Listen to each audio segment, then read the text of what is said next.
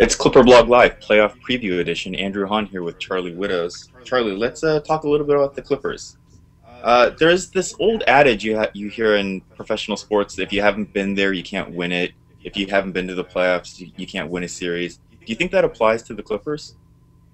I'm not sure how much it applies in general. I mean, everyone has to do it for the first time once. The Clippers are interesting because, like Oklahoma last year, they don't. A lot of their main guys we don't know from the playoffs, being Blake Griffin, DeAndre Jordan, especially kind of like Durant and Westbrook and Harden, those guys last year. But the Clippers do actually have some playoff experience. They have Chauncey Billups, who's sitting on their bench, who played in 140 playoff games in his career, and they are 11-1 when he's on the bench since he's been hurt.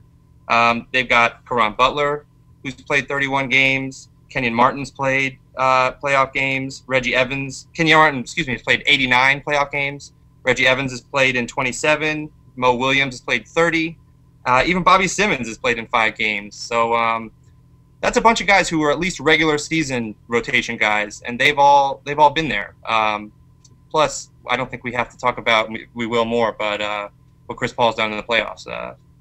All playoff experience is not created equal, and the Clippers have one guy who's won playoff games, running the show. All right.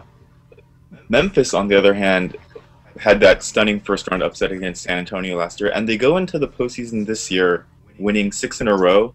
The Clippers, on the other hand, they had that great stretch in April, but lost 3 of their last 4. Do you think that the Clippers are backing into the playoffs or lost some of that momentum? Yeah, that's another one where we're not sure exactly how much it matters, going into the playoffs. Talk about the Clippers. They were hot, and then they definitely have backed in by just looking at their last few games. They lost 3 of 4. Even the game they won was against New Orleans when they didn't play particularly well. The defensive issues have begun to creep back in if they ever were solved during that winning streak. The one thing I guess you could say is that the Clippers have been streaky. So if this is a negative streak, they also have shown the ability to turn it on, go on a big run. The other thing is, even during the time when they were struggling to finish the season, they were missing Chris Paul for 1 game.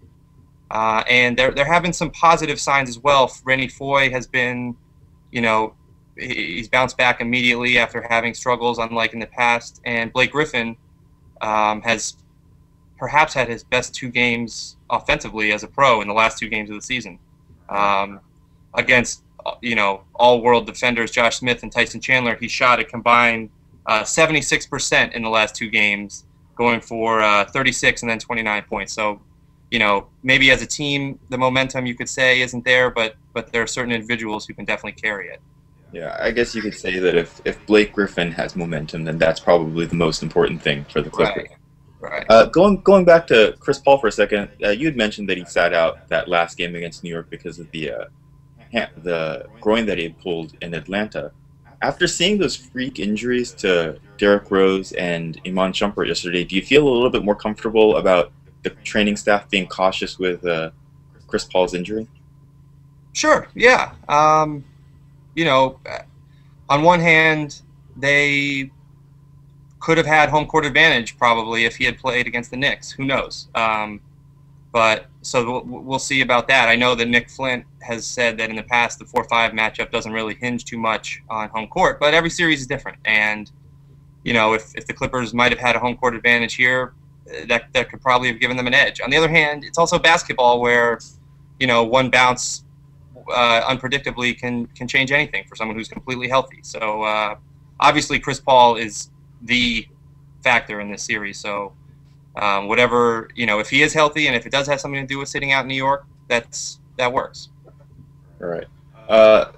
Like you said, Chris Paul is the factor, and obviously if he's healthy, the Clippers are a factor to be contended with. And if he's not, the Clippers are probably going to lose this series. Let's say he's somewhere in the middle, that he's 80, 85%. How do you see this series developing then? Yeah, I think that's probably a safe assumption with most guys at the end of this season, especially with the lack of off days in the middle. With Memphis in particular, I think it's interesting because the way they played the pick and roll with Chris Paul during the 3 seasons this year, or the 3 matchups this year, was essentially they stuck Tony Allen on him, who is one of the better defenders. He usually one screen isn't enough to separate him from Paul. And then what they did with their bigs, especially Marc Gasol, is that he kind of lagged back rather than hedging or doubling Chris Paul, which puts a lot of pressure on Paul to create, whether it's hitting a jump shot off the first screen or driving hard to draw another defender. And if he doesn't have that explosiveness, that could be a real problem, because basically throughout the season, the Grizzlies banked on either Blake Griffin or DeAndre Jordan beating them by rolling or popping the open spot.